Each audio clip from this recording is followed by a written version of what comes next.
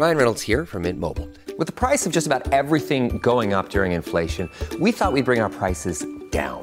So to help us, we brought in a reverse auctioneer, which is apparently a thing.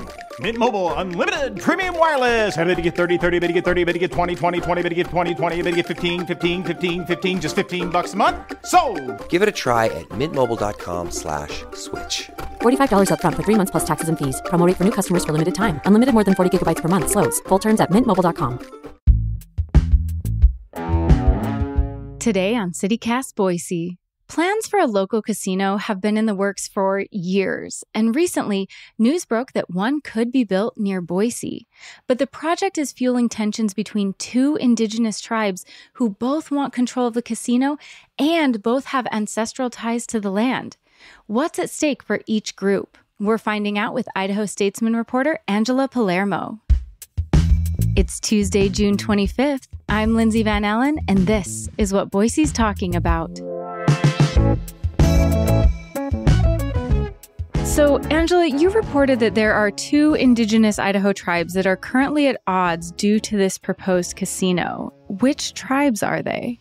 It's the Shoshone-Bannock tribes based at the Fort Hall Reservation near Pocatello. They're advancing plans to build a big casino near Mountain Home, which is about 45 minutes from Boise. Mm-hmm. The Shoshone-Paiute tribes, based at the Duck Valley Reservation on the Idaho-Nevada state line, also want to build a casino in Mountain Home.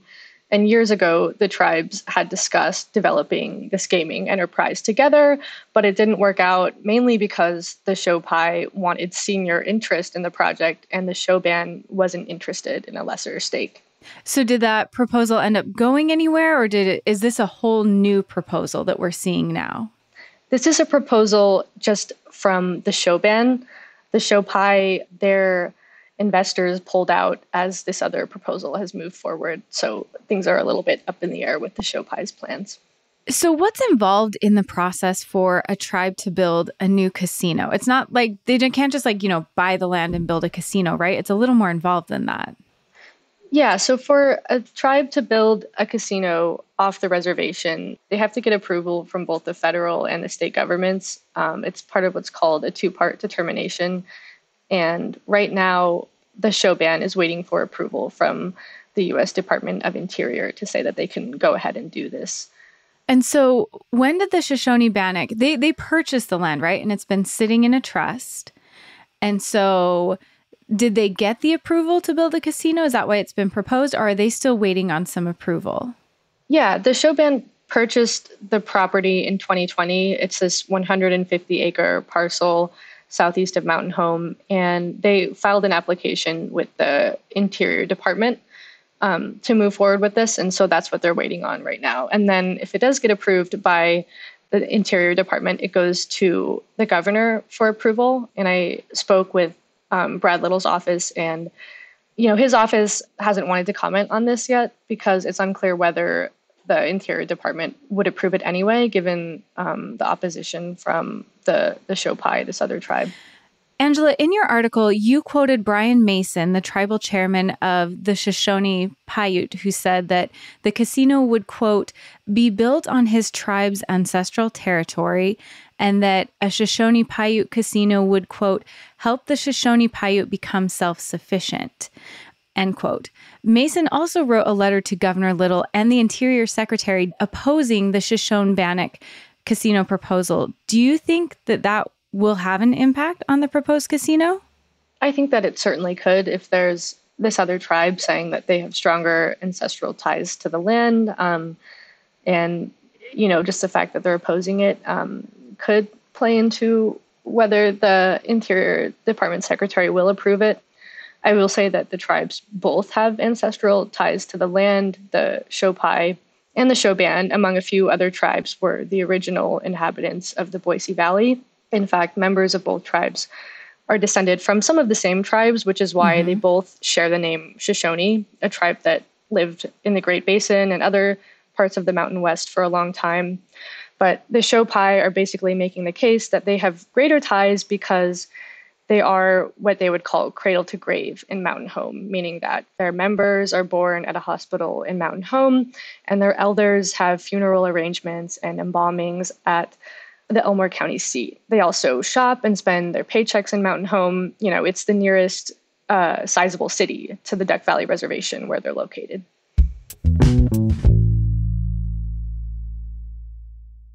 Hi, I'm David Plotz, CEO of CityCast. Or, as I can say now, thanks to a few weeks with Babbel, hola, soy David Plotz, el jefe de CityCast. What if in 2024 you got a little bit better every day? When you're learning a new language with Babbel, that's exactly what you're doing.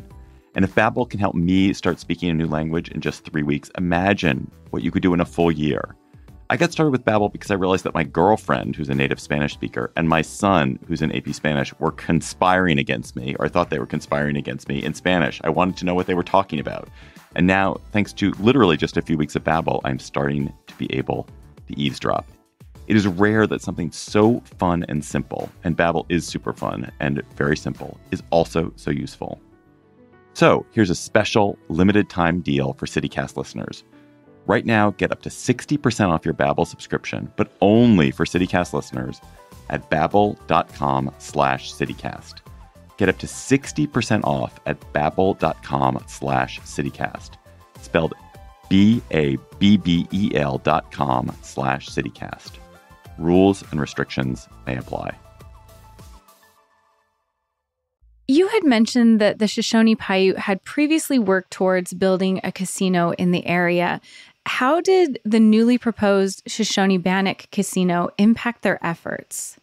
Yeah, so the Shopai don't have any casinos on their remote reservation, but they've been working on plans for one since the 1990s, which is part of the reason they have opposed this project from the Shoban. When more formal discussions began several years ago, they had invited proposals from other entities in the area, and the Shoban was one of them. They came forward with a proposal, but the Shopai weren't willing to accept a partnership that involved them having less than a majority stake in the project. And the Shoban decided to move forward with their own plans for a casino. And as that happened, the Shopai, their investors in this project, have pulled out because of the uncertainty. Everyone I've talked to for this story has said that it seems unlikely that there would be two casinos, two proposals that go through. It seems that there would only really be room for one. But the Shoban at the Fort Hall Reservation, they already have 3 casinos. This would be their 4th casino. 2 of them are located on that Fort Hall Reservation, and one is nearby in Pocatello. And we had talked about where the Shoban Reservation is versus where the Shopai Reservation is, but then they also have those ancestral ties to the land. Even though the Shopai are more closely linked to the land now, like you said, the cradle to grave, they travel often to Mountain Home and do a lot of business in Mountain Home. Are there any restrictions on like how far away a tribe's casino can be from their reservation? No. And you know what? There's actually been loosened restrictions in recent years that have allowed tribes to build casinos on land further afield from their reservations. So there aren't a whole lot of restrictions aside from, they have to get approval from the federal government and then the state government, and then the city and the county will work with them on the development. So, Angela, what is at stake here? From my understanding, casinos are big money and can mean a lot of money for a tribe or really any entity that owns them. And so, you talked about how the Shoban already have 3 casinos, the Shopai have none. What would a casino mean for the Shopai? A casino would be a major economic driver for the tribe. The tribe has said it would help them become self-sufficient. Their government brings in less than $1 million in revenue each year. And about 60% of the people on the reservation are unemployed. And that's largely because people who don't work for the tribes or ranch don't have a lot of other options or opportunities to find work. And so this casino would bring jobs, it would bring trainings, it would bring, all kinds of business development and opportunities. So without it, the Shopai said it would relegate them to continued poverty. The Shoban have said, and you quoted in your article, that whoever builds this casino, it would drive economic growth. And they say that them building the casino would drive economic growth. Would that potentially help the ShowPi in the same way, or would it be much more economically advantageous for the ShowPi to own their own casino? It could potentially provide jobs for members of the ShowPi, and it's kind of hard to say so soon, but I think the greatest benefit would be to the tribe that develops a casino that has a majority stake in this project, that's benefiting from the income that all of these entertainment, business. Talking about that, what all is being proposed for this casino? What kind of amenities are they proposing?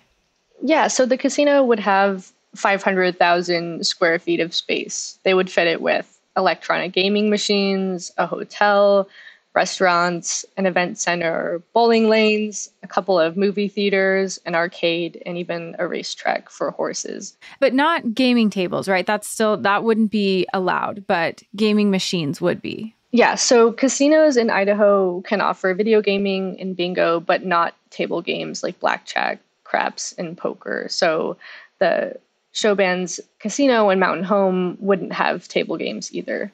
Okay, still got to go to Jackpot for that. Yeah, I got to go to Jackpot. So, Angela, where does this proposal stand now, and what comes next? The next step for the Showban to move forward with the casino is getting approval from the U.S. Department of Interior. The Indian Gaming Regulatory Act, which provides a framework for gaming on Indian land, requires that land used for gaming under the act be held in a trust, a process where the Interior Department acquires the land, acquires the title to the land, and holds it for the benefit of the tribe. And then it would need, if it did get approval from the Interior Department, it would need approval from Idaho Governor Brad Little. But his office has said that given the opposition from the ShowPi, it's unclear whether the Interior Department would approve it in the first place. Okay, so it's still really early in the process, even though, there's been an image released and all the things that they'd like to build. They're still quite early in the process, and there has been the ShowPi opposition. Yeah, I'd say it's a little early to say whether this could go through. There's still some regulatory hurdles, but the tribes have released a lot of information about what it would include, and they've also released a rendering that shows what it would look like. Have city officials in Mountain Home stated any kind of preference or opinion about who should be building this casino? The city has said they don't have a preference for which tribes build a casino there, but most of the people I've talked to for the story have agreed that there's only really room for one. Okay, so we're gonna have to see what happens. We'll keep looking for your updates on where this goes and what's happening in the process. And thank you so much for joining us and really breaking down this issue. Yeah, glad to be here. Thanks for having me. That's all for today here on CityCast Boise. If you enjoyed the show, we would love it if you'd tell a friend about us. We'll be back tomorrow morning to talk about why Idaho's famous potatoes could someday be endangered. See you then.